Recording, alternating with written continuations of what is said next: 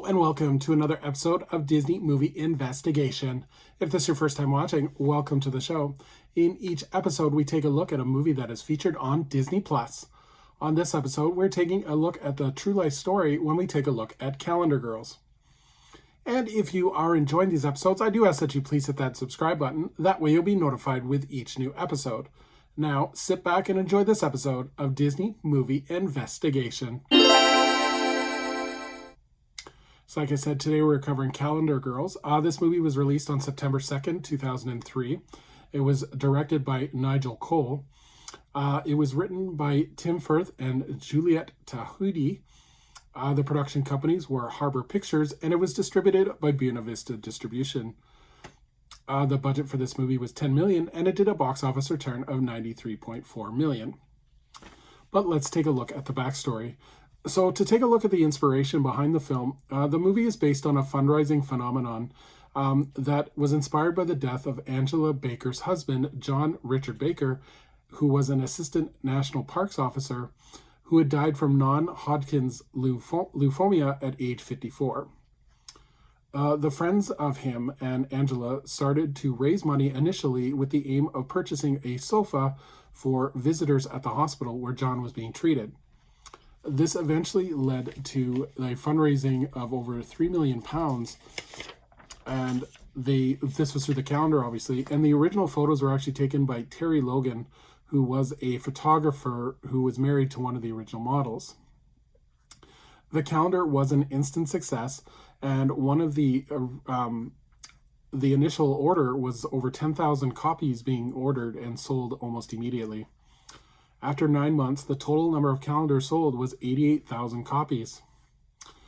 This was adapted as well for a US version of the calendars, and the ladies were actually invited to appear on Jay Leno and Rosie O'Donnell. The calendars have continued to develop for multiple years, along with a large range of merchandise. So now as we look towards the film, 6 of the 11 original ladies sold the rights to their stories, and screenwriter Juliette Tahoudy first came across the story when she came across an article in The Guardian. She would take the idea to producer Susanna Mackey, and as they always wanted to work together, decided that this would be an ideal project to collaborate on. They would go to Yorkshire to meet the ladies and was able to secure the film rights for their story almost right away. The development of the screenplay, however, took several years and with multiple rewrites because they wanted to make sure that they got it just right. Director Nigel Cole was brought on board, and screenwriter Tim Firth would take over as screenwriter. And filming actually started in 2002 in Kettlewell in North Yorkshire, with additional location shots being shot in London and at Santa Monica in the US. For the filming of the nude scenes, the cast was very supportive of each other and inspired after meeting their real-life counterparts. The cast would also have a bottle of champagne waiting for them off-set whenever a nude scene was completed as a way to celebrate. In terms of promoting the film, Hollywood Records would release a soundtrack album that contained tracks from the Beach Boys, Temptations, and a score by Patrick Doyle. In terms of the cast, so we have Helen Mirren, who plays Chris Harper, Julie Walters, who plays Annie Clark, Linda Bassett, who plays Cora, Annette Crosby, who plays Jessie, Celia Emiri, who plays Cecilia, Penelope Wilton, who plays Ruth Reynoldson, Geraldine James, who plays Marie, and Philip Gleinser, who plays Lawrence Sertan.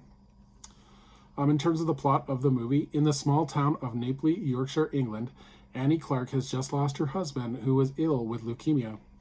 Inspired in his speech to the local Women's Institute, where he said that flowers of Yorkshire are like the women's of Yorkshire, and the last phase of the women of Yorkshire is always the most glorious. Her best friend, Chris Harper, decides to make a calendar with 12 local middle-aged women nude to raise funds for the wing of the leukemia treatment in the local hospital. The calendar does succeed, making them famous and affecting their lives forever. So in terms of the legacy of this movie, the movie has actually been developed into 2 different stage plays as well. A 2008 stage play was part of the Chester Theatre Festival before being transferred to the West End, And in 2015, a musical named The Girls was based on the film, premiered in Leeds, and was transferred to the West End as well. So in terms of recommending the movie, with no offense to the original story, I think the real life story is very inspirational and very amazing that these women were able to raise so much money. But in terms of the movie of a story, it's a little bland and there's no really adverse elements to the story. It just kind of goes with the flow. Like there's little here and there, but it just kind of just tends to flow by. And it just, for me, it just doesn't really capture my interest as a compelling story.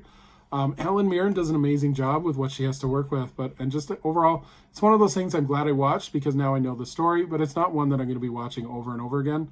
So recommend that you watch it once, but it's definitely not going to be a repeat viewable kind of classic for everyone to watch.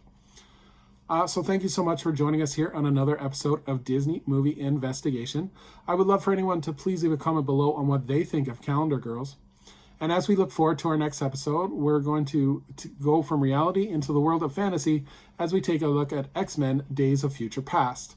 So until next time, I hope you have a magical day, and we will see you real soon.